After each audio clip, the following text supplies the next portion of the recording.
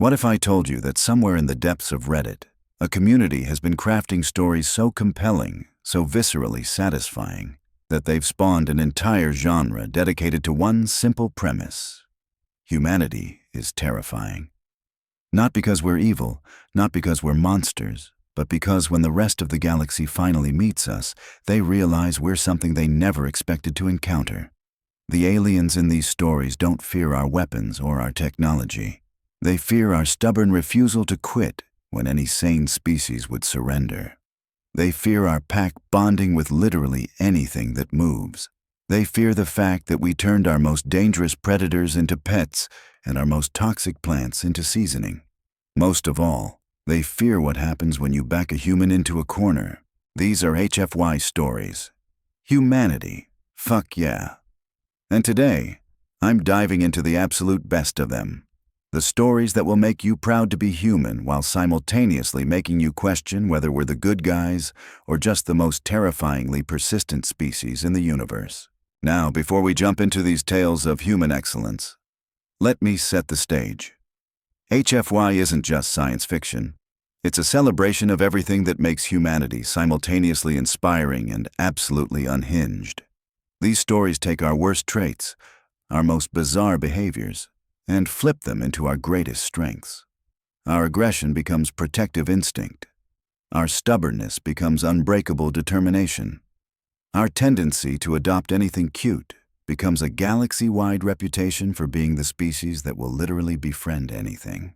The first story that defines this genre appeared years ago, buried in a forum thread where someone asked a simple question: what if humans weren't the weakest species in space?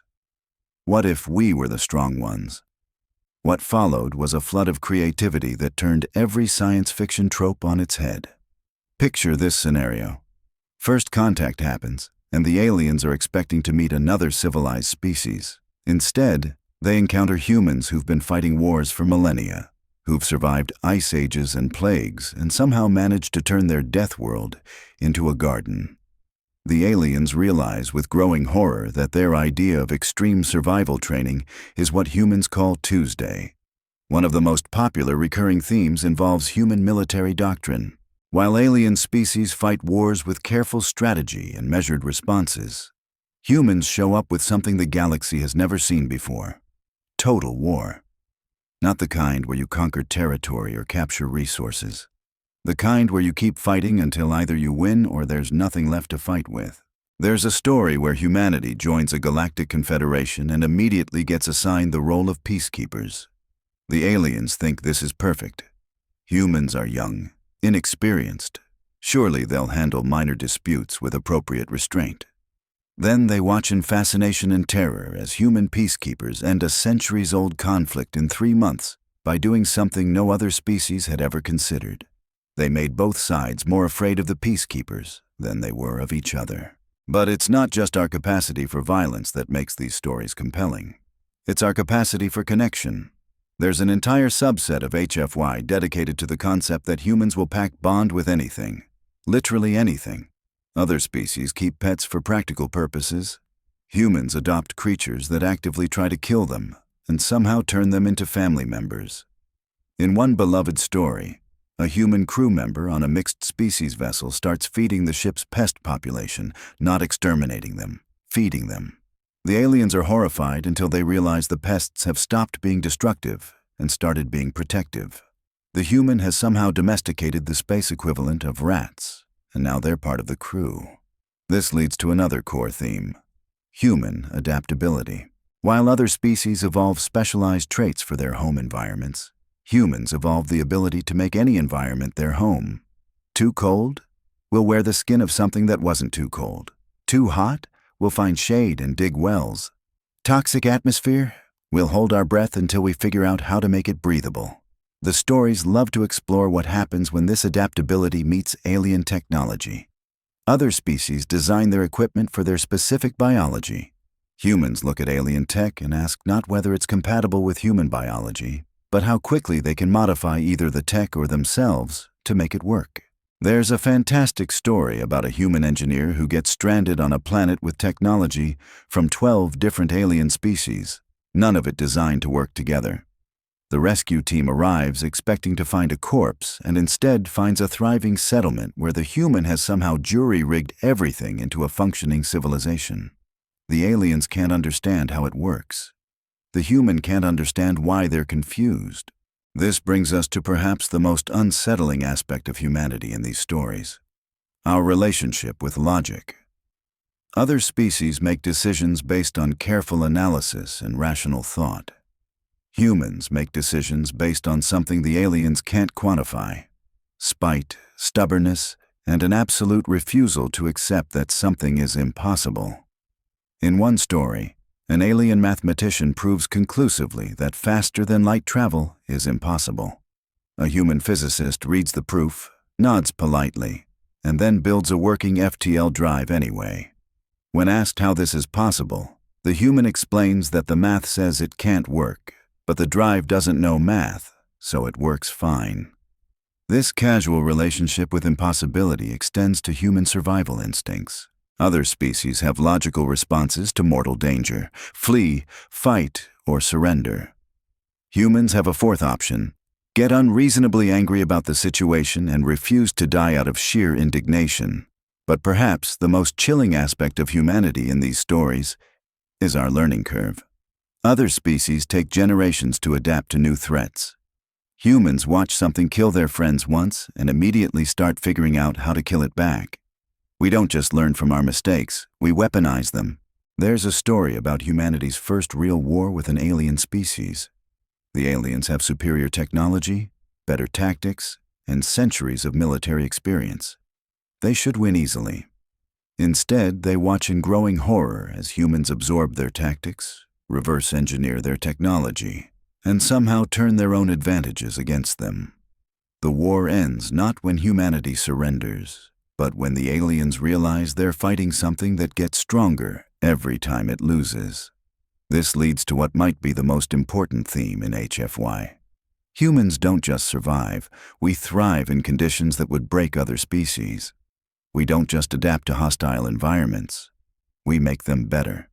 We don't just overcome challenges, we turn them into opportunities.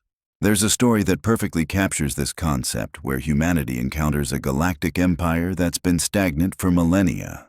They've achieved perfect efficiency, perfect order, perfect peace. Then humans arrive and immediately start asking uncomfortable questions like, "But what if we tried it differently?" And, "Why haven't you explored that sector?" The Empire realizes with dawning terror that they've met a species that treats the impossible as a starting point, rather than an end point.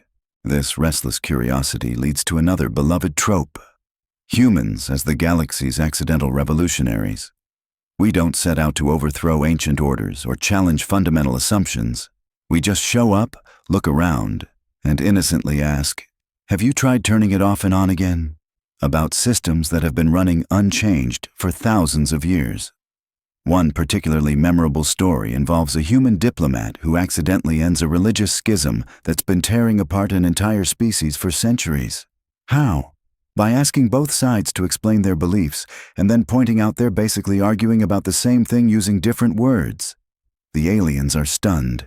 Humans call this Tuesday. But it's the horror stories that really showcase what makes humanity terrifying. Not the ones where we're the monsters, but the ones where we're the heroes, and that somehow makes us even more frightening. There's a chilling tale about a species that encounters humans during what they assume is our peaceful expansion phase. They're relieved. These humans seem reasonable, diplomatic, even friendly. Then they discover that humans consider this our restraint. What they're seeing isn't humanity at peace, it's humanity actively choosing not to be at war. The revelation that our default state isn't aggression but rather controlled aggression breaks something fundamental in their understanding of the universe. This controlled lethality becomes even more terrifying when combined with human pack bonding. There's a story where alien pirates make the fatal mistake of attacking a human merchant vessel. They're expecting easy prey. Instead, they discover that the merchant crew includes a human who's adopted the ship's cat. The pirates hurt the cat. What follows isn't a battle, it's an education in why you never, ever threaten something a human has decided to protect. The story doesn't focus on the violence, it focuses on the methodical, implacable way, the human dismantles the entire pirate operation. Not in rage, but with the calm efficiency of someone removing a pest. This protective instinct extends beyond individual relationships to entire species. There are multiple stories where humanity encounters a dying civilization and immediately starts asking, "How can we help?" Other species in the galaxy have witnessed countless extinctions with detached scientific interest. Humans show up and treat every dying species like a personal challenge. In one story, humanity discovers a species whose homeworld is dying from a cosmic phenomenon that every other galactic power has written off as unstoppable. The aliens have accepted their fate with dignified resignation. Humans take one look at the situation and say, "Hold our beer." 6 months later, they've moved the entire species to a new homeworld and somehow made the journey profitable enough to fund 3 more rescue operations. But the most unsettling stories are the ones that explore human emotional responses.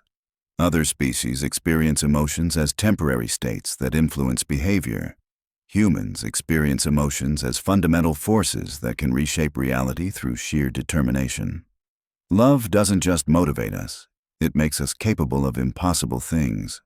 Grief doesn't just sadden us, it drives us to ensure no one else has to experience the same loss. There's a haunting story about a human who loses their family to a disease that the galactic medical community has deemed incurable. The aliens expect the human to mourn and move on, as any rational being would. Instead, they watch in fascination and growing unease as the human dedicates their entire existence to finding a cure. Not just for themselves, but for everyone. The story ends with the human succeeding, not through advanced knowledge or superior technology, but through sheer refusal to accept that some problems can't be solved. The aliens realize they've witnessed something that challenges their understanding of reality itself.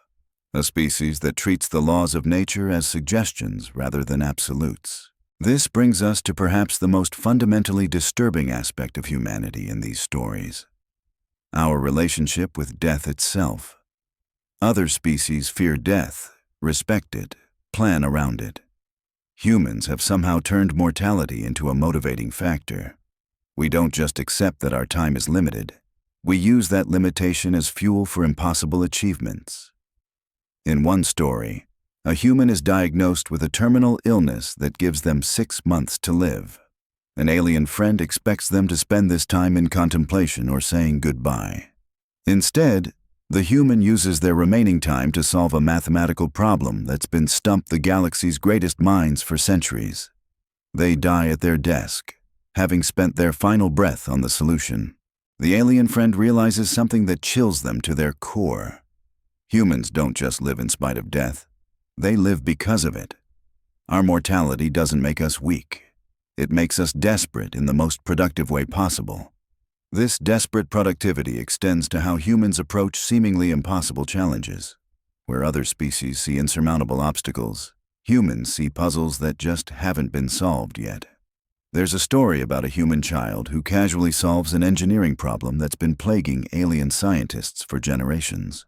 When asked how they did it, the child says, "I didn't know it was supposed to be hard." Human history. Made present. These stories aren't just entertaining science fiction. They're holding up a mirror to humanity and asking us to see ourselves through alien eyes. They take our everyday behaviors, our casual cruelties and random kindnesses, our stubborn refusal to accept defeat, and show us how truly bizarre we are.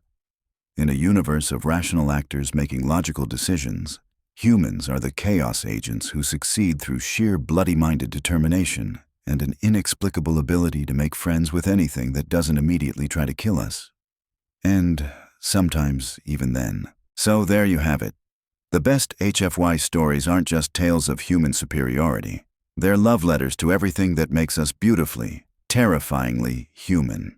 They celebrate our stubbornness, our refusal to quit, our tendency to adopt deadly predators as emotional support animals, and our absolute inability to leave well enough alone. These stories remind us that being human means being the species that looked at flight and said, "Hold my beer," that turned wolves into chihuahuas, and that somehow convinced plants to be more delicious through sheer persistence.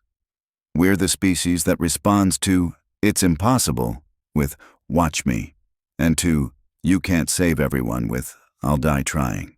The galaxy in these stories fears us not because we're evil, but because we're unpredictable in the most productive way possible. We're the species that treats extinction-level events as engineering problems and cosmic horror as Tuesday afternoon entertainment. But here's the thing that makes HFY truly special. These stories don't just make us feel good about being human. They challenge us to live up to the version of humanity that could earn the respect and terror of an entire galaxy. They ask us to be the species that never gives up, never stops caring, and never accepts that some problems can't be solved. Because at the end of the day, that's what makes us human. Not our technology, not our weapons, but our absolute refusal to go gentle into that good night. And honestly, that's pretty damn inspiring.